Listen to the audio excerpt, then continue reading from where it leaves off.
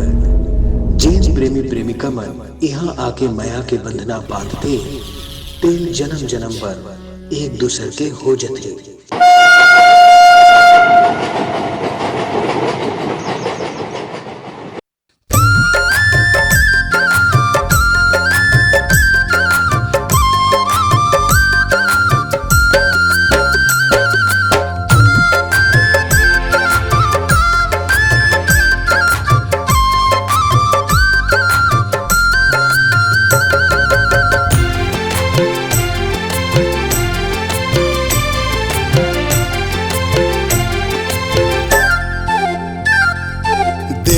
तो लाया जैसे लागत है, तोर पीछू पीछू मन भागत है।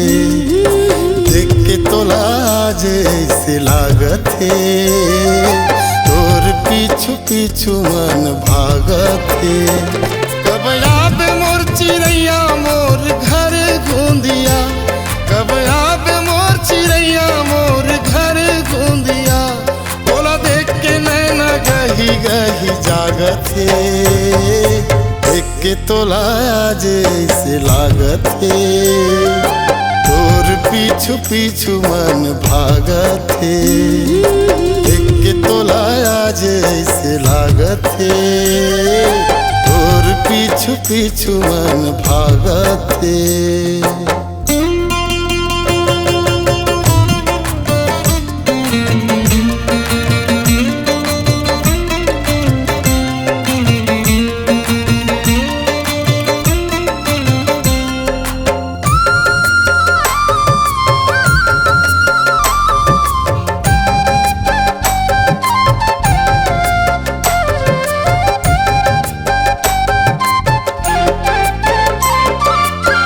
कौन जानी कैसे अपने अपन में खिंचावत हो, तोर प्रेम रसरी माँ अपने अपन बंधावत हो।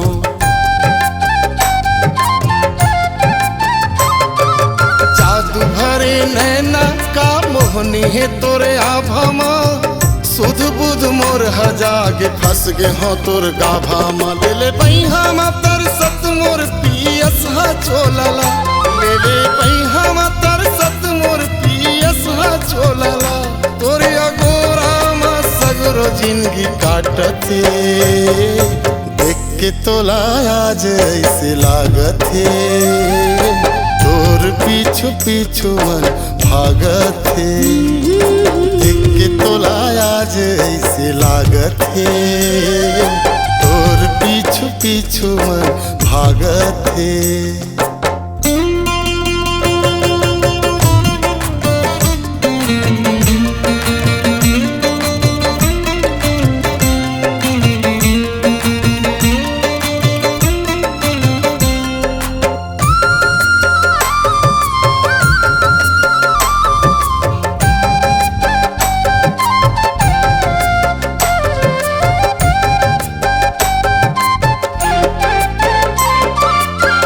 जन्म नहीं जाने माया तोरे चमोला आशा है, तोर रूप मायर झिझुरा तोर पीड़ित के प्यासा है।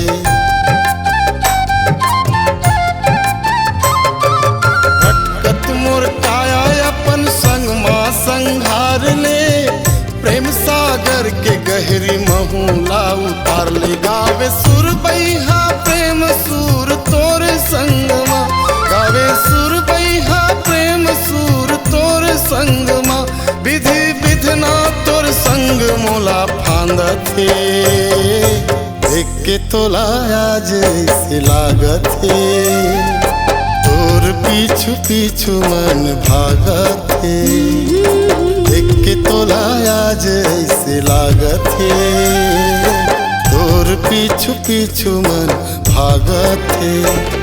कब आवे मोर चिड़ैया मोर घर गूंदिया, कब आवे मोर चिड़ैया मोर घर गूंदिया। तोला देख के नैना गही गही जागत है, देख के तो लाया जैसे लागत है, तोर पीछू पीछू मन भागत है। देख के तो लाया जैसे लागत है, तोर तोर पीछू पीछू मन भागत हे, देख के तोला आज ऐसे लागत हे, तोर पीछू पीछू मन भागत हे।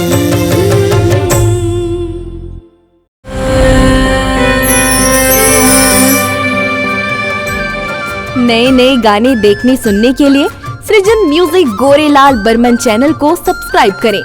धन्यवाद।